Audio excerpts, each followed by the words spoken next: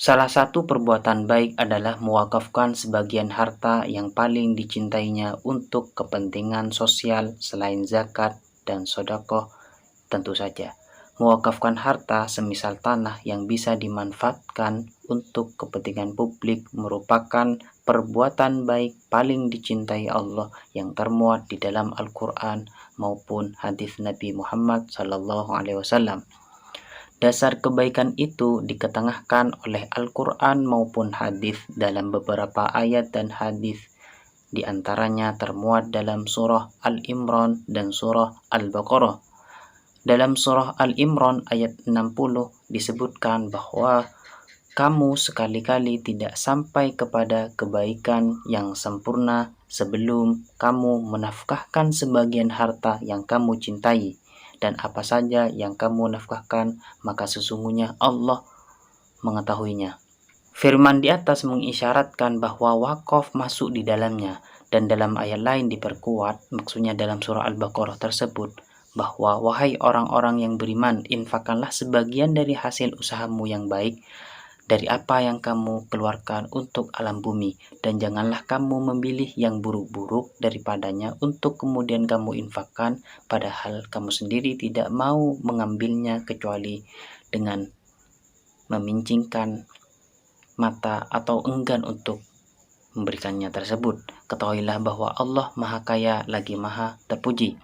Kedua ayat di atas mengandung isyarat anjuran kebaikan agung kepada umat muslim agar menafkahkan sebagian hartanya, dan dalam ayat Al-Quran menafkahkan harta disebutkan tidak kurang dari 72 tempat selain berkonotasi pada nafkah wajib seperti zakat, memberi nafkah keluarga, juga menunjukkan hukum sunnah seperti sedekah, hibah, infak, dan wakaf tersebut.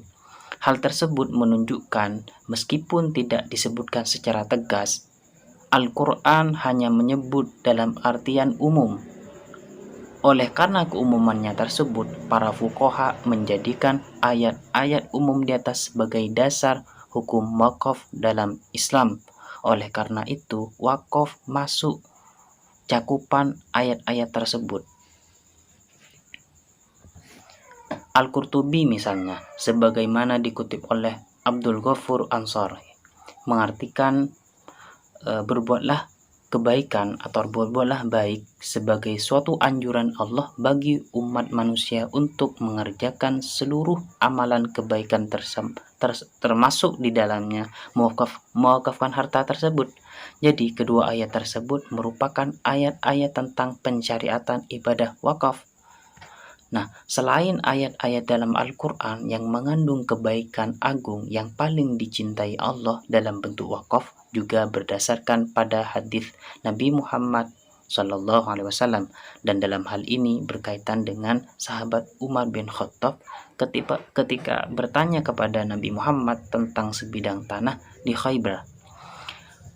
Jadi diceritakan dari Ibnu Umar radhiyallahu anhu bahwa Umar bin Khattab memperoleh sebidang tanah dan datang kepada baginda Nabi untuk meminta petuah beliau, dan Nabi memberi pilihan kepada Umar bin Khattab, jika engkau mau, engkau dapat menahan pokoknya, maksudnya melembagakan harta wakaf tersebut dan menyedekahkan bendanya kepada orang yang berhak tentu saja.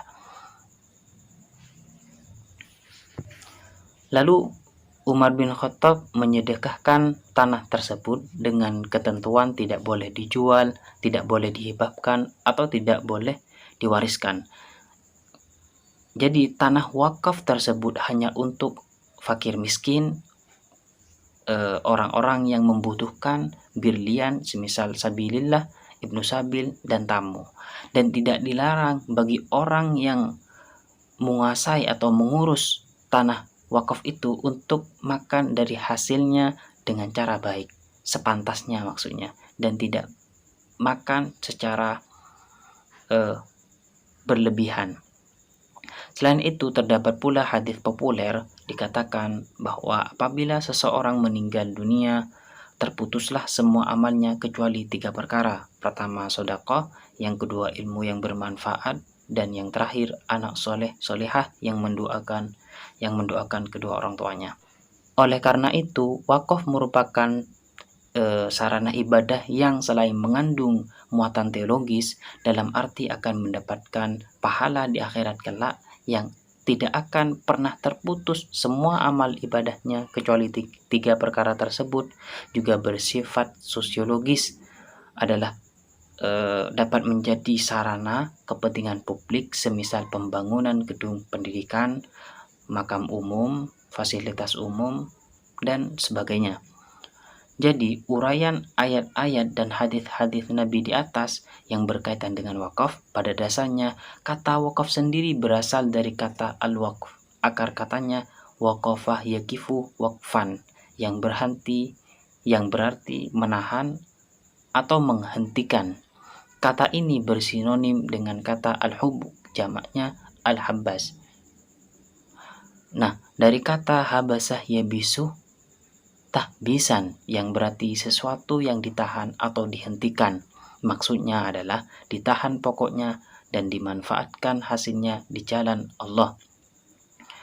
Jadi wakaf menurut istilahnya dari ringkasan pembahasan ini adalah menahan harta yang mungkin diambil manfaatnya tanpa menghasilkan. Dan dari kesimpulan dari pembahasan ini adalah mewakafkan harta yang mungkin diambil manfaatnya, menghasilkan atau tidak menghasilkan, pada sejatinya dan pada dasarnya Allah tetap mencintai hambanya yang gemar berbuat baik, semisal mewakafkan harta tersebut. Demikian materi wakaf kali ini. Wassalamualaikum warahmatullahi wabarakatuh.